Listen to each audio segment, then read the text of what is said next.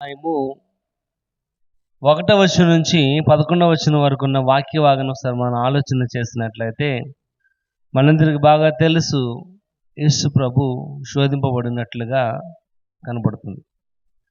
బాప్తిసం తీసుకున్న తర్వాత అపవాది చేత శోధింపబడినట్లుగా 40 దినములు అక్కడ ఆయన ఉపవాసం ఉన్నట్లుగా కనబడుతుంది. ఆయన పరిచర్య ప్రారంభంలో జరిగిన యొక్క సన్నివేశం అక్కడ రాయబడుచుంది. ఈ వాక్య భాగం సరే మనం ఆలోచన చేసినట్లయితే జీసస్ షోస్ ద వే, యేసు ప్రభు ఒక మార్గాన్ని మనకు చూపిస్తున్నట్లుగా ఆ వాక్యం ద్వారా కనబడుతుంది. ఏంటాక మార్గం అంటే, ఎప్పుడైతే మన విశ్వాస జీవితంలో నమ్మకమైన వారిగా ఎప్పుడైతే మనం కొనసాగుతుంటామో, విశ్వాస జీవితంలో ఎప్పుడైతే మనం అడుగెడుతుంటామో శోధన అనేది తప్పదు అని ఒక మార్గాన్ని ఆయన మనకి చూపిస్తున్నాడు. ఆ వాక్య వారు చూస్తున్నట్లయితే ఆయన ఒక సామాన్య మానవునిగా, ఒక సామాన్య మానవుడు ఏ విధంగా అయితే ఆకలి కోసము అలమటిస్తూ ఉంటాడో, ఒక సామాన్య మానవుడు ఏ విధంగా అయితే తన యొక్క జీవనం కోసము, తన యొక్క జీవితం దేనికోసము, తన జీవితంలో అవసరం ప్రతిదాని కోసం ఏ విధంగా టెంప్ట్ అవుతూ ఉంటాడో, బానిస అవుతూ ఉంటాడో, అక్కడ వాక్య భాగంలో రాయబడుచున్నట్లుగా ఆ వాక్య భాగము ధ్యానం చేసినట్లయితే మనకు అర్థమవుతుంది. ఆయన మన ముందు ఒక మార్గాన్ని పెట్టాడు. ఆ మార్గంలో మనం ప్రవేశించే వారుగా, ఆ మార్గంలో మనం నడవాలి అంటే మనం ఎటువంటి వారుగా ఉండాలి, ఏం చేయాలి? ఎందుకంటే హెబ్రీయులకు రాసిన పత్రిక 2వ అధ్యాయము 17వ వచనం ఒకసారి చూద్దాం. 2వ అధ్యాయము 17వ వచనం. ప్రజల పాపములకు పరిహారము కలుగు చేయుటకై దేవుని సంబంధమైన కార్యములలో కనికరమును నమ్మకము గల ప్రధాన యాజకుడు అగు నిమిత్తము అన్ని విషయములలో ఆయన తన సహోదరుల వంటి వాడు కావలసి వచ్చును. ఇక్కడ రాయబడుచుంది, ఆయన ప్రజల పాపములకు పరిహారము కలుగు చేయటకై ఆయన తన సహోదరుల వంటి వాడు అవ్వాల్సి వచ్చింది. అంటే మానవుని మీద ఉన్న యొక్క పాపం తీసివేయడానికి, మానవుని మీద ఉన్న అపరాధం తీసివేయడానికి ఒక సామాన్య మానవుడు ఏ విధంగా ఇబ్బంది పడవలసి వస్తుందో, ఒక సామాన్య మానవుడు వలె ఆయన అనేకమైన ఇబ్బందులు పడవలసిన వారిగా, అనేకమైన శ్రమలు పడవలసిన వాడిగా, అనేకమైన శోధనలు పడవలసిన వాడిగా కనబడుతున్నాడు. కానీ ఇక్కడ రాయబడుతుంది, తాను శోధింపబడి శ్రమ పొందిన గనుక శోధింపబడే వారికి సహాయం చేయగలవాడుగా ఉన్నాడు. ఆయన శోధింపబడ్డాడు అపవాది చేత. మానవుని యొక్క జీవితంలో కూడా మనం కూడా అనేకమైన సార్లు శోధింపబడిన వారిగా ఉంటూ ఉంటాం. కానీ ఆయనతో పోల్చుకున్నట్లయితే, యేసు ప్రభువుతో కనుక పోల్చుకున్నట్లయితే మనకు వచ్చిన యొక్క శోధన కానివ్వండి, మనకు వచ్చిన యొక్క శ్రమ కానివ్వండి పెద్ద ఎక్కువేమీ కాదని రాయబడుతుంది. అక్కడ ఆయన అంటున్నాడు, తాను శోధింపబడి శ్రమ పొందిన గనుక శోధింపబడి వారికి సహాయము చేసేవాడుగా ఉన్నాడు. ఎవరైతే అటువంటి యొక్క శోధనలో శ్రమలో పడిన వారుగా ఉంటారో వారికి ఆయన సహాయం చేసేవాడు. ఎందుకంటే వారికంటే ముందుగా ఆయన అటువంటి శ్రమలను అనుభవించిన వాడుగా కనబడుతున్నాడు. కాబట్టి దిస్ ఇస్ ద వే, ఇది ఒక మార్గము. ఎందుకంటే మనం ఏ విధంగా ఉండబోతామో, ఏ విధంగా మన శ్రమను అనుభవించవలసిన వారిగా ఉంటామో ఆయన ఒక నిదర్శనముగా, ఒక మార్గముగా మన ముందు ఆయన కనబడుతున్నాడు. కాబట్టి ఆయనను మనం వెంబడించినట్లయితే ఆ మార్గములో మనము వెళ్ళవలసిన వారిగా ఉన్నామని వాక్య భాగం రాయబడి చూడండి. అదే యొక్క పుస్తకం 4వ అధ్యాయము 14వ వచనం 15వ వచనం చూద్దాం. ఆకాశ మండలము గుండా వెళ్ళిన దేవుని కుమారుడైన యేసు అను గొప్ప ప్రధాన యాజకుడు మనకున్నాడు కనుక మనం ఒప్పుకొనిన దానిని గట్టిగా చేపట్టు. ఇక్కడ రాయబడుచుంది, ఆకాశ మండలము గుండా వెళ్ళిన దేవుని కుమారుడైన యేసు అనే గొప్ప ప్రధాన యాజకుడు హై ప్రీస్ట్ అనుకున్నాడు. ఈ ప్రధాన యాజకుడు యొక్క పని ఏంటంటే దేవుని మందసం దగ్గర దేవుని యొక్క మందిరం వద్ద చేయవలసిన బాధ్యతను అక్కడ రాయబడుచున్నాయి. ఆ ప్రధాన యాజకుడు కనుక సరిగ్గా లేకపోయినట్లయితే తను చేసిన యొక్క పరిహారార్థ బలి కానివ్వండి, ఏ బలి అయినప్పటికీ అది నష్టం వాటిల్లుతుంది. అతడు తన ప్రాణాన్ని పోగొట్టుకోవలసిన వాడిగా ఉన్నాడు. ఇక్కడ రాయబడుచుంది, ఆయన యేసు అనే గొప్ప ప్రధాన యాజకుడు మన మధ్యన ఉన్నాడు. ఆయన తండ్రికి నీకు మధ్యవర్తిగా ఆయన మీడియేటింగ్ వ్యవహరిస్తున్నాడు కనుక ఆ మార్గములోనికి మనం నడవలసిన వారుగా ఉండాలి. తండ్రితో మనం సంబంధాన్ని కలిగిన వారుగా, తండ్రితో మనకు అనుభవాన్ని కలిగిన వారుగా ఉండాలి అంటే యేసు మాత్రమే. అందుకే యోహాను సువార్తలో రాయబడుచుంది, నేనే మార్గమును సత్యమును జీవమును, నా ద్వారా తప్ప ఎవడు కూడా తండ్రి వద్దకు చేరలేదు.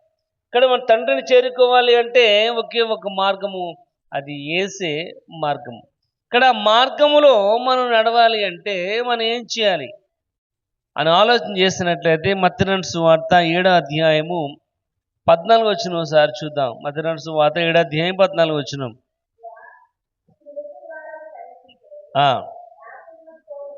నాశనమునకు పోవు ద్వారము వెడల్పును, ఆ దారి విశాలమై ఉన్నది, దాని ద్వారా ప్రవేశించువాడు అని ఇక్కడ రాయబడుచుంది. ఆ మార్గము గుండా యేసే మార్గము గనక ఆయన ప్రధాన యాజకుడిగా మన మధ్యలో ఉన్నాడు కనుక ఎవరైతే శోధనలో పడుతున్నారో, ఎవరైతే అటువంటి ఇబ్బందులు ఉన్న వారికి ఆయన సహాయం చేసేవాడుగా, ఆయన పాపము లేని వాడుగా ఉన్నాడు.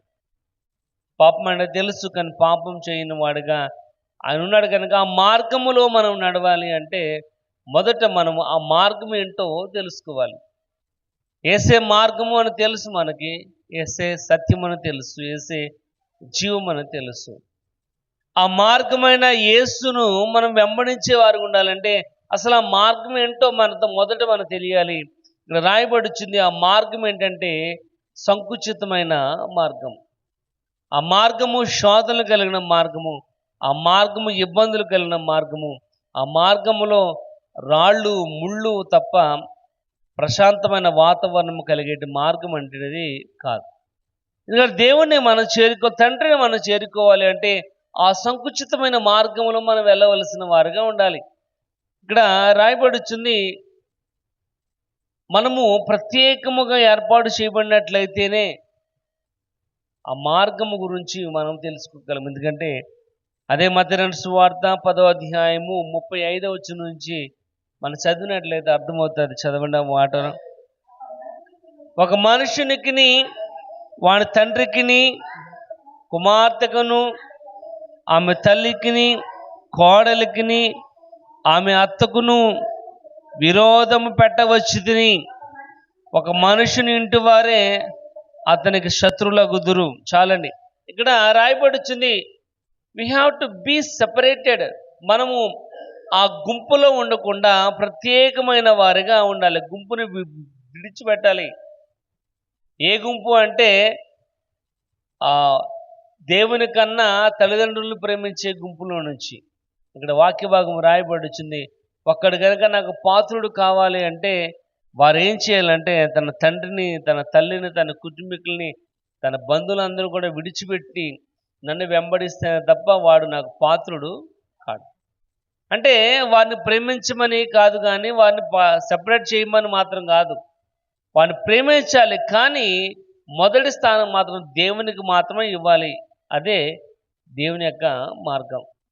మనం ఏం చేస్తున్నాం అంటే ఆయన మార్గంలో ప్రవేశించేటప్పుడు మనము వంకలు వెతుకుతూ ఉంటాం. దేవుని యొక్క మార్గంలోకి వెళుతున్నప్పుడు మన కుటుంబాన్ని చూస్తూ ఉంటాం. అయ్యో, నేను గనక వెళ్ళిపోయినట్లయితే నా పిల్లల్ని ఎవరు చూసుకుంటారు, నా కుటుంబాన్ని ఎవరు చూసుకుంటారు, నా కుటుంబం యొక్క పోషణ ఏంటి, నా కుటుంబం యొక్క ఆదరణ ఏంటి ఏంటి ఏంటి అని మనం దాని గురించే ఆలోచన చేసేవారు ఉంటాం. కనుక అక్కడ దేవుని యొక్క వాక్య భాగం రాయబడుతుంది, స్టాండ్ సెపరేట్. మన ప్రత్యేకంగా నిలబడిన వారిగా ఉండి, ఎందుకంటే ఇక్కడ రాయబడుచుంది, ఒక మనుష్యుని ఇంటి వారే అతనికి శత్రువులగుదురు కనుక తండ్రినైనను తల్లినైనను నాకంటే ఎక్కువగా ప్రేమించువాడు నాకు పాత్రుడు కాడు. నాకంటే ఎక్కువగా అని మాట మనం అండర్లైన్ చేసుకోవాలి. ఎందుకంటే దేవుని కంటే ఎక్కువగా దేవుని యొక్క స్థానాన్ని ఎవరికి కూడా మనం ఇవ్వడానికి అర్హులము కాదు, వీలు లేదు. కనుక ఆయన మార్గము సంకుచితమైనది, ఆయన మార్గము విశాలమైన మార్గం అయితే కాదు. కాబట్టి ఆ మార్గం మనకు తెలియజేస్తుంది. కనుక ఆయన అంటున్నాడు చూడండి, అదే మత్తయి సువార్త 11వ అధ్యాయము ఆఖరి వచనం చూద్దాం, 30వ వచనం. నా ఎలయనగా నా కాడి సులువుగాను నా భారము తేలికగా ఉంది. ఆయన మార్గము, దేవుని యొక్క మార్గం సులువుగా ఉంది. దేవుని యొక్క మార్గం ఏంటి? ఆ సులువైన మార్గం ఏంటంటే దేవుణ్ణి వెంబడించడం మాత్రమే. ఆ సులువైన మార్గం ఏంటంటే ఆయనను అంగీకరించడం మాత్రమే, అంతకంటే ఎక్కువ ఏమి కాదు. ఆయన మార్గం ఏంటంటే దేవుణ్ణే ప్రారంభ స్థానంలో పెట్టడమే. అందుకే ఆయన ప్రధాన యాజకుడిగా అందరికంటే ముందుగా ఉన్నటువంటి వాడిగా కనబడుతున్నాడు. కనుక ఆయన మార్గము, నో దట్ వే, ఆ మార్గమును మనం తెలుసుకోవాలి. ఆయన మార్గము సంకుచితమైనది, విశాలవంతమైన మార్గం అయితే కాదు. ఆయన మార్గంలో ఎన్నో ఇబ్బందులు, కష్టాలు, కన్నీళ్లు మన యొక్క జీవితంలో కనబడుతూ ఉంటాయి, మన విశ్వాసాన్ని కాపాడుకోవడానికి. ఒకసారి చూడండి, 2 తిమోతి చూద్దాం, 3వ అధ్యాయము. 2వ తిమోతి 3వ అధ్యాయం ఒకసారి చూద్దాం. 2వ తిమోతి 3వ అధ్యాయం 12వ వచనం.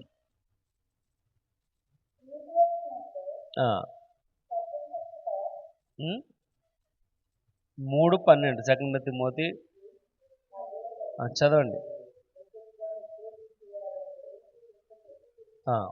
3వ అధ్యాయం 12వ వచనం.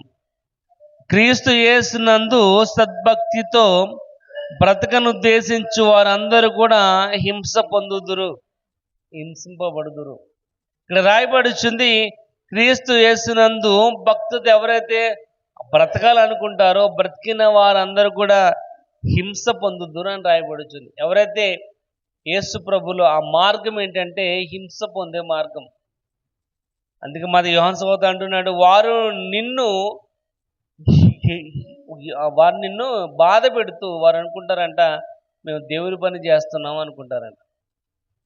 అది ఇక్కడ రాయబడుచుంది, బ్రతకను ఉద్దేశించిన వాడు హింస పొందుకుంటాడు. ప్రియమైన వాళ్ళరా, ఆ మార్గం ఏంటంటే ఎప్పుడైతే మనము దేవుని యొక్క మార్గంలోనికి మనం వెళ్తున్నామో దాని అర్థం ఏంటంటే మనం హింస పొందుకునే వారిగా ఉండాలి, దానికి రెడీగా ఉండాలి అని ఆ వాక్యం యొక్క అర్థం. అది ఆయన మార్గం. అందుకంటారు, నేనే మార్గమును సత్యమును జీవమును, నా ద్వారా తప్ప ఎవడు కూడా తండ్రి వద్దకు చేరలేడు. కాబట్టి first we have to know that way. మొదట మనం ఆ మార్గమును తెలుసుకున్నట్లయితే ఆ మార్గములో మనము ప్రవేశించగలం. రెండవది మనం చూసుకున్నట్లయితే చూడండి, 1వ పేతురు రాసిన మొదటి పత్రిక, పేతురు రాసిన మొదటి పత్రిక 1వ అధ్యాయము 6వ వచనం చూద్దాం. ఇందువలన మీరు మిక్కిలి ఆనందించున్నారు కానీ అవసరమును బట్టి నానా విధములైన శోధనల చేత ప్రస్తుతమున కొంచెం కాలం మీకు దుఃఖము కలుగుచున్నది. ఇక్కడ రెండవది రాయబడుచుంది, రెడీ టు వాక్. మనము ఆ మార్గము గురించి తెలుసుకున్నాం. మొదట ఆయన మార్గము విశాలమైన మార్గం కాదు, ఆయన మార్గము సంకుచితమైన మార్గము. ఆయన మార్గంలో హింస అనేది ఉంది, ఆయన మార్గంలో ఇబ్బందులు అనేవి ఉన్నాయి, ఆయన మార్గంలో కష్టాలు అనేవి ఉన్నాయి. ఎందుకంటే యేసు ప్రభు కూడా ఆయన యొక్క జీవితంలో 33.5 సంవత్సరంలో కూడా అనేకమైన ఇబ్బందులను చూసిన వాడిగా, కుటుంబం యొక్క పోషణ నిమిత్తము కష్టపడిన వాడిగా, తన విశ్వాసాన్ని కాపాడుకోవడానికి అనేక రకాల ఇబ్బందులు పడిన వాడిగా కనబడుతున్నాడు. కనుక ఆ మార్గమును ఎన్నుకున్న మనము, ఆ మార్గంలో ప్రవేశించాలనుకున్న మనము కూడా అటువంటి ఇబ్బందులు పడవలసిన వారిగా ఉండాలి అని ఆ వాక్యం ద్వారా మనం తెలియజేస్తున్నాడు. రెండోది రాయబడుచుంది, ఇందువలన మీరు మిక్కిలి ఆనందించున్నారు కానీ అవసరమును బట్టి నానా విధములైన శోధనల చేత ప్రస్తుతమున కొంచెం కాలం మీకు దుఃఖము కలుగుతుంది. Get ready to walk. రెండవది రాయబడుతుంది, మనం ఆ మార్గంలో వెళ్ళడానికి రెడీగా ఉండాలి. ఆ మార్గంలో వెళ్ళడానికి మనం సిద్ధంగా ఉన్నట్లయితే ఆయన ఇక్కడ అంటున్నాడు, కొంచెం కాలము మీకు దుఃఖం అనేది కలుగుతుంది. God will test you. ఎప్పుడైతే ఆ మార్గంలో ఎప్పుడైతే మనం నడుస్తున్నామో, నడవాలని ఆలోచన కలిగిన వారిగా ఉంటున్నామో, అప్పుడు ఆయన మనల్ని శోధించేవాడుగా, పరిశోధించేవాడుగా కనబడుతున్నాడు. అది ఇక్కడ 22వ అధ్యాయంలో దేవుడు అయిన యెహోవా అబ్రహామును ఏ విధంగా అయితే శోధించాడో, పరిశోధించాడో, ఆయనకు కూడా ఆయన మార్గంలో వెళుతున్న మనలను కూడా ఆయన శోధించేవాడుగా ఉన్నాడు. అది ఇక్కడ రాయబడుచుంది, అవసరమును బట్టి నానా విధములైన శోధనల చేత అని. మన మార్గంలో వెళుతున్నాం కాబట్టి ఆ పరిస్థితిని బట్టి నానా విధములైన శోధనలతో మనము పడవలసిన వారుగా ఉంటూ ఉంటాం. ఇక్కడ అంటున్నాడు, ప్రస్తుతమున కొంచెం కాలం మీకు దుఃఖం అనేది కలుగుతుంది. కాబట్టి మన విశ్వాసాన్ని కాపాడుకోవడానికి అనేక రకాలైన శ్రమలు అని మనము పొందుకునే వారిగా ఉన్నామని ఒక ఎగ్జాంపుల్ ఆయన మనకి సూచిస్తున్నాడు. అది చూడండి, అదే అధ్యాయము 1వ అధ్యాయము 8వ వచనం చూద్దాం. మీరు ఆయనను చూడకపోయినను ఆయనను ప్రేమించున్నారు, విశ్వసించుచు మీ విశ్వాసం నాకు ఫలమును అనగా ఆత్మరక్షణను పొందుచు చెప్పన సఖ్యమును మహిమయుక్తమైన సంతోషం గలవారై ఆనందించుడి. ఇక్కడ రాయబడుచుంది, మీ శోధన ఏం చేయాలంటే పరీక్షకు నిలబడినట్లుగా ఉండాలి. మీకు వచ్చిన ఈ ఇబ్బంది పెట్టే యొక్క శోధనకు నిలబడే విధముగా, తట్టుకునే విధముగా ఉండాలి. అంటే మనం పడిపోవలసిన వారిగా కాదు, పడిపోయినా లేచే వారిగా ఉండాలి. మీకా గ్రంథంలో రాయబడుతుంది 2వ అధ్యాయంలో, పడిపోయినను లేచేవారుగా. బాల్ ఏ విధంగా అయితే బౌన్స్ అవుతుందో, ఆ బాల్ ఎప్పుడైతే కింద కొట్టగానే ఎప్పుడైతే తిరిగి ఎంత ఫోర్స్తో కొడతావు అంత ఫోర్స్తో ఎప్పుడైతే పైకి లేస్తుందో, ఆ విధముగా ఆ మార్గములో ప్రవేశిస్తున్నాం మనము. ఆ మార్గంలో వెళుతున్న మనం పడిపోయిన ఆ విధంగా బౌన్స్ అయ్యి లేచేవారుగా ఉండాలి. ఎందుకంటే ఇక్కడ రాయబడుచుంది, అదే 8వ వచనంలో, మీరు ఆయన్ని చూడకపోయినను ఆయనను ప్రేమించున్నారు, ఆయనను కళ్ళారా చూడకయే విశ్వసించుచు మీ విశ్వాసమునకు ఫలమును అనగా ఆత్మరక్షణ పొందుచున్నారు. ఆయన మనం చూడలేదు, ఆయన ఎలాగుంటాడో తెలీదు. అందుకనంటే చూచి నమ్మిన వారి కంటే చూడక నమ్మిన వారు ధన్యులు. ఇక్కడ ఆయన ఎలా ఉంటాడో మనకు తెలియకుండా ఆయన మనము నమ్ముతున్నాం. ఇక్కడ రాయబడుచుంది, ఆయన విశ్వాసం ఉంచుతున్నాం. ఆయన విశ్వాసం ఉంచుతున్నాం కనుక విశ్వాసం తగిన ఫలాన్ని మనము పొందుకునే వారిగా ఉన్నాం. కనుక ఆ చెప్పసఖ్యము కానీ మహిమయుక్త సంతోషము కలిగి ఆనందించే వారుగా ఉండాలి. ఆ మార్గం వెళుతున్నాం. వాటి శోధనలు ఎప్పుడైతే వస్తున్నాయో అవి నా కోసమే, నాకు విశ్వాసాన్ని బలపరచడానికి కోసమే అని ఆ మార్గంలో ఎప్పుడైతే మనం నడుస్తుంటామో ఆ యేసు దగ్గరికి మనం తప్పకుండా చేరుకునే వారిగా ఉండగలమని ఆయన వాక్య భాగం అనేది రాయబడుతుంది. ఇక్కడ ప్రియమైన వాళ్ళరా, మొదట నో దట్ వే, ఆ మార్గం గురించి మనం తెలుసుకోవాలి. రెండోది గెట్ రెడీ టు వాక్. ఆయన మార్గంలో వెళ్ళడానికి మనం రెడీగా ఉన్నట్లయితే, నడిచినట్లయితే ఆయన తప్పకుండా మనల్ని నడిపించేవాడుగా, ఆయన తప్పకుండా మనల్ని కాపాడేవాడుగా ఉన్నట్లుగా దేవుని యొక్క వాక్యం. ఒకసారి చూడండి, యాకోబు పత్రిక ఒకసారి చూద్దాం. యాకోబు పత్రిక 1వ అధ్యాయం 13వ వచనం చూద్దాం. 1:13. దేవుడు కీడి విషయమై శోధింపబడినాడు, ఆయన ఎవరిని శోధింపాడు గనుక ఎవడైనా శోధింపబడినప్పుడు నేను దేవుని చేత శోధింపబడుచున్నానని అనకూడదు. ఇక్కడ రాయబడుచుంది, ఎవడైనాను, ఆయన ఎవరిని శోధింపడు కనుక ఎవడైనా శోధింపబడినప్పుడు నేను దేవుని చేత శోధింపబడుతున్నానని అనకూడదు. ఎవడు కూడా దేవుని చేత శోధింపబడ్డాడు. ఆయన ఎప్పుడు కూడా ప్రేమించేవాడుగానే ఉన్నాడు. ఆయన ఎప్పుడు కూడా నీ శోధనలు నీకు సహాయం చేసేవాడుగా ఉన్నాడు కనుక నేను దేవుని చేత శోధింపబడుతున్నాను అని మాత్రం అనకూడదు. శోధన అనేది మన యొక్క విశ్వాస జీవితాన్ని బలపరచడానికి కోసమే. శోధన అది ఎంతకైతే మన ప్రభువులో కొనసాగుతున్నామో అది మనకు తెలియడానికి, మన క్వాలిటీ మన క్వాంటిటీ ఏంటో తెలియడానికి కోసం.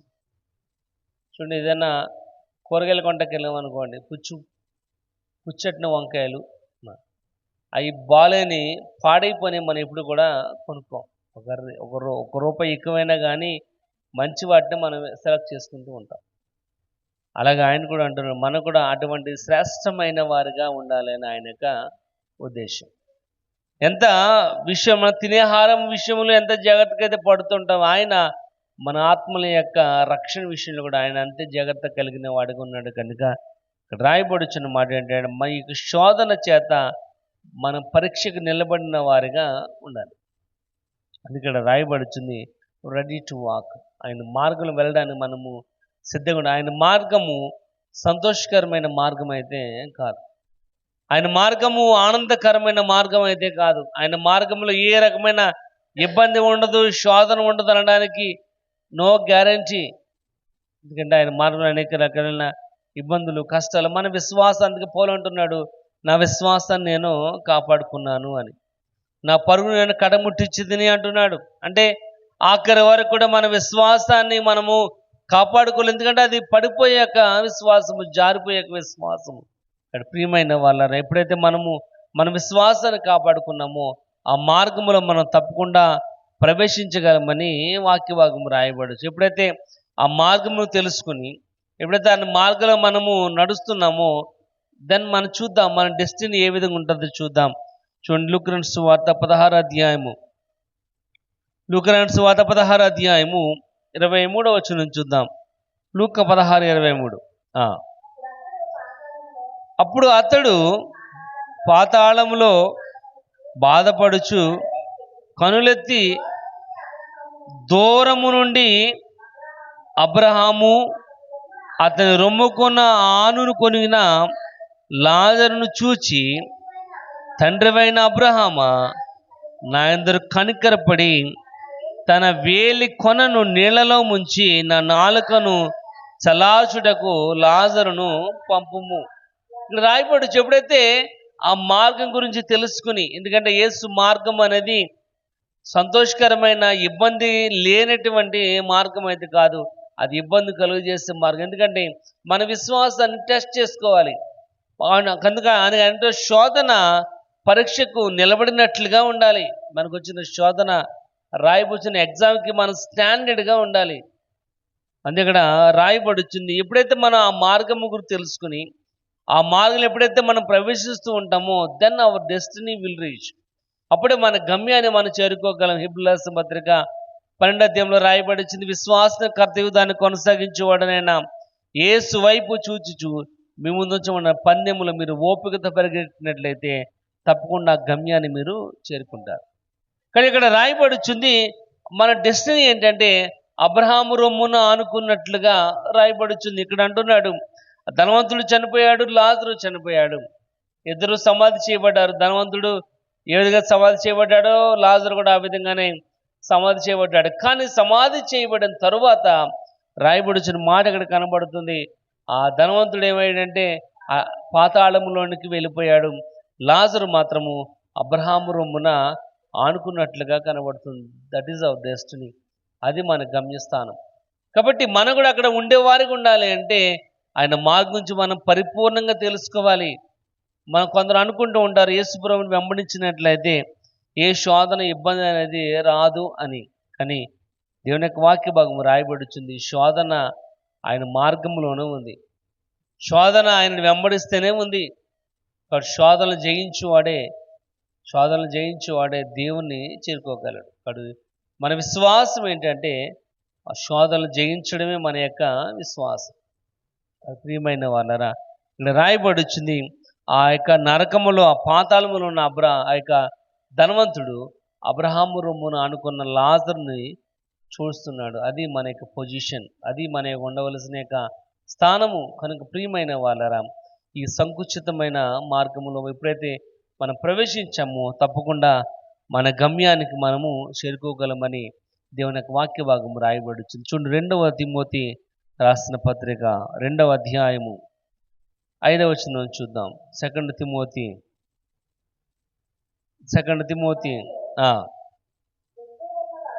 మరియు జట్టి అయిన వాడు పోరాడినప్పుడు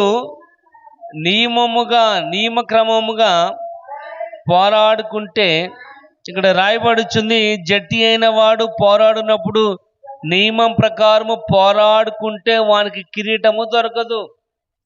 కాబట్టి ఆ మార్గంలో వెళుతున్న మనము, ఆ మార్గం నుంచి మనం తెలుసుకుంటున్న మనం ఎలా ఉండాలంటే, జట్టి అయిన వాడు ఏ విధంగా అయితే నియమం ప్రకారం పోరాడుతూ ఉంటాడో, అంటే ఇక్కడ రాయబడుచుంది జట్టి అయిన వాడు, ఆ రన్నింగ్ పరుగు పందెంలో ఉన్నవాడు ఏ విధంగా అయితే కాన్ఫిడెంట్గా పరిగెడుతూ ఉంటాడో ఆ విధంగా మనం పరిగెట్టినట్లయితే ఈ పరుగు పందెంలో అనేకమైన రాళ్ళు దెబ్బలు మనం తగులుతూ ఉంటాయి. ఈ పరుగు పందెం అనేకమైన రక్తాలు కారుతూ ఉంటాయి. ఈ పరుగు పందెంలో అనేకమైన ఇబ్బందులు, మనం రాళ్ళను తన్నుకుంటూ వెళ్ళిపోవలసిన పరిస్థితి అనేది కనబడుతూ ఉంటుంది మన విశ్వాసాన్ని కాపాడుకోవడానికి.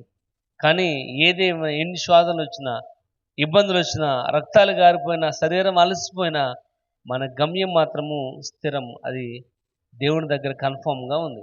దాన్ని మనం పొందుకోవాలి అంటే ఈ లోకములో ఆ సంకుచితమైన మార్గంలో, ఆ యొక్క ఇబ్బందికరమైన మార్గంలో, ఆ రాళ్ళు ఉన్న మార్గంలో మనము సంతోషముగా నడవలసిన వారికి, ఎందుకంటే రాయబడుచుంది, జట్టి అయిన వాడు నియమం ప్రకారము పోరాడుకుంటే వానికి కిరీటం అన్నది రాదు. ఇక్కడ కిరీటం మనం పొందుకోవాలంటే నియమం ప్రకారముగా. ఎన్ని శోధనలు, ఎన్ని పరీక్షలు మనం వచ్చినప్పటికీ, చూడండి అదే అధ్యాయము 8వ వచనం చూద్దాం. నా సువార్త ప్రకారము దావీదు సంతానములో పుట్టి మృతులలో నుండి లేచిన యేసుక్రీస్తును జ్ఞాపకం చేసుకోవాలి. ఎప్పుడైతే మనకి ఇబ్బంది వచ్చిందో, శోధన వచ్చిందో, మనం యేసు ప్రభుతో కంపేర్ చేసుకోవాలి.